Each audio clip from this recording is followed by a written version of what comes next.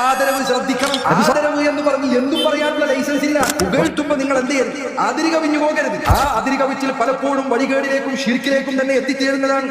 ഇനി അദ്ദേഹം പറയുന്നത് നോക്കൂ, എടുക്കാൻ പറ്റുമെന്ന് ഒരു സുന്നി വാദിക്കുന്നുണ്ടോ? ഇല്ല. ഇബാദത്ത് എടുക്കുന്നുണ്ടോ? ഇല്ല. ഒരു വലിയെയും ആരാധിക്കുന്നില്ല, ഒരു നബിയെയും ആരാധിക്കുന്നില്ല, ഔലിയാക്കളെ സുന്നികൾ ആരാധിക്കുന്നില്ല, മറിച്ച് ആദരിക്കുന്നു. ആരാധനയും ആദരവും രണ്ടും രണ്ടാണ്. ആദരിക്കുക, ബഹുമാനിക്കുമ്പോഴേക്ക് അതെങ്ങനെ ആരാധനയാകും?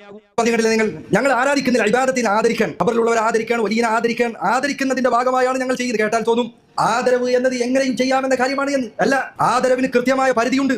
മുൻഗാമികളായ ജനസമൂഹങ്ങൾ അവരിൽ പലരും വഴികേടിലേക്ക് എത്തിയത് ആദരവ് അധികരിച്ചപ്പോഴാണ്.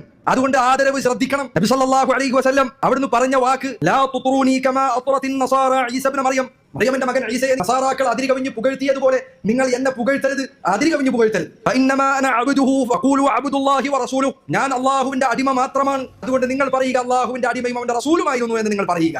കണ്ടില്ലേ, ആദരവ് എന്ന് പറഞ്ഞ് എന്തും പറയാനുള്ള ലൈസൻസ് ഇല്ല. റസൂലുള്ളാഹി സ്വല്ലല്ലാഹു അലൈഹി വസല്ലം അവിടുത്തെ അരികിൽ ഒരിക്കൽ ഒരു നിവേദക സംഘം വന്നെത്തി. അതിൽ ചില ആളുകൾ പറഞ്ഞു, അൻത സയ്യിദുനാ, നബിയേ അങ്ങ് ഞങ്ങളുടെ സയ്യിദാണ്. ആ പറഞ്ഞത് ശരിയുമാണ് ഒരർത്ഥത്തിൽ. അള്ളാഹുവിന്റെ റസൂൽ നമ്മുടെയൊക്കെ സയ്യിദാണ്. സയ്യിദ് വലദി ആദം, ആദം സന്തതികളുടെ നേതാവാണ്. പക്ഷെ സയ്യിദ് എന്ന വാക്കിൽ വേറെ ഒരു അർത്ഥ സാധ്യത കൂടിയുണ്ട്. എല്ലാ പ്രശ്നങ്ങളിലും പ്രയാസങ്ങളിലും അവലംബമാക്കപ്പെടുക എന്ന ഒരു അർത്ഥം കൂടി അതിനുണ്ട്. സയ്യിദിന് അങ്ങനെ ഒരു അർത്ഥം കൂടി. നബി സല്ലല്ലാഹു അലൈഹി വസല്ലം ഇവർ പുതിയ നിവേദക സംഘമാണ്. അവരുടെ ഈ വാക്ക് കേട്ടപ്പോൾ അവിടുന്ന് പറഞ്ഞു, അസ്സയ്യിദുല്ലാഹു തബാറക വതആല, സയ്യിദ്, യഥാർത്ഥ സയ്യിദ് അല്ലാഹുവാണ്, യഥാർത്ഥ സയ്യിദ് അല്ലാഹുവാണ്. നമുക്ക് തിരുത്തി കൊടുക്കാണ്. പുകഴ്ത്തുമ്പോൾ നിങ്ങൾ എന്ത് ചെയ്യരുത്, അതിര് കവിഞ്ഞു പോകരുത്. അപ്പോഴും അവർ നിർത്തിയില്ല. അവർ പറഞ്ഞു, ഞങ്ങളിൽ ഏറ്റവും ശ്രേഷ്ഠതയുള്ളവരാണ്, ഞങ്ങളിൽ ഏറ്റവും മഹത്വവും പ്രാധാന്യവും ഉള്ളവരാണ്. അപ്പോൾ നബി സല്ലല്ലാഹു അലൈഹി വസല്ലം, നിങ്ങൾ ഈ പറയുന്ന വാക്കുകളൊക്കെ പറയുമ്പോൾ നിങ്ങൾ ശ്രദ്ധിക്കണം, നിങ്ങളുടെ ഈ വാക്കുകൾ നിങ്ങൾ ശ്രദ്ധിക്കണം. വലാ യസ്തജ്രിയന്നകുമുശ് ശൈത്താൻ, പിശാച് നിങ്ങളെ പതുക്കെ പതുക്കെ വഴിതെറ്റിച്ച് കളയാതിരിക്കട്ടെ. അതില്ലേ, ഇതേ നമ്മൾ പറയുന്നുള്ളൂ. നിങ്ങൾ അള്ളാഹുവിന്റെ റസൂലിനെ കുറിച്ച് പറയുമ്പോൾ, അതല്ലെങ്കിൽ നല്ലവരായ ആളുകളെ കുറിച്ച് പറയുമ്പോൾ ഇല്ലാത്തത് ഉണ്ടാക്കി പറയരുത്, അവരെ പുകഴ്ത്തുന്നതിൽ അതിര് കവിയരുത്. ആ അതിര് കവിച്ചിൽ പലപ്പോഴും വഴികേടിലേക്കും ശിർക്കിലേക്കും തന്നെ എത്തിച്ചേരുന്നതാണ്. അതുകൊണ്ട് അത് ശ്രദ്ധിക്കേണ്ടതുണ്ട്. ഹനഫി പണ്ഡിതനായ ഷിഹാബുദ്ദീൻ തൗർബശ്തി അദ്ദേഹത്തിന്റെ അൽ മുയസ്സർ ഫീ ശർഹി മസാബിഹി സുന്ന എന്ന ഗ്രന്ഥമുണ്ട്.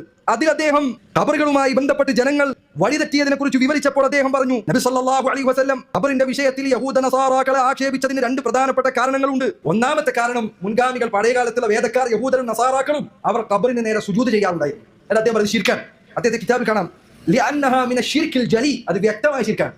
അവർ പണ്ട് കാലത്ത് സുജൂദ് ചെയ്യാറുണ്ട് ഖബറിന് മുൻപിൽ. അത് ഇന്ന് കാലത്ത് ചില ജാറങ്ങളിലും മക്ബറകളിലും ഉണ്ട്. അദ്ദേഹത്തിന്റെ പ്രസംഗത്തിൽ സ്ഥലത്ത് പറയുന്നത് ഞങ്ങൾ സുജൂദ് ചെയ്യുന്നില്ല അല്ലാത്തവർക്ക്. എന്നാൽ ജാറങ്ങളിൽ, ചില ജാറങ്ങളിൽ അതുവരെ നടക്കുന്നുണ്ട്. നേരെ ഖബറിന്റെ മുൻപിൽ പോയി സുജൂദ് ചെയ്യുന്നുണ്ട്. അത് വീഡിയോകളായി പുറത്തു വന്ന കാര്യമാണ്, ഞാൻ വെറുതെ ഉണ്ടാക്കി പറയുന്നതല്ല. രണ്ടാമത്തെ കാര്യം അദ്ദേഹം പറഞ്ഞു, രണ്ടാമത്തെ കാര്യം, പഴയ കാലത്ത് യഹൂദരും നസാറാക്കളും അവർ നബിമാരെ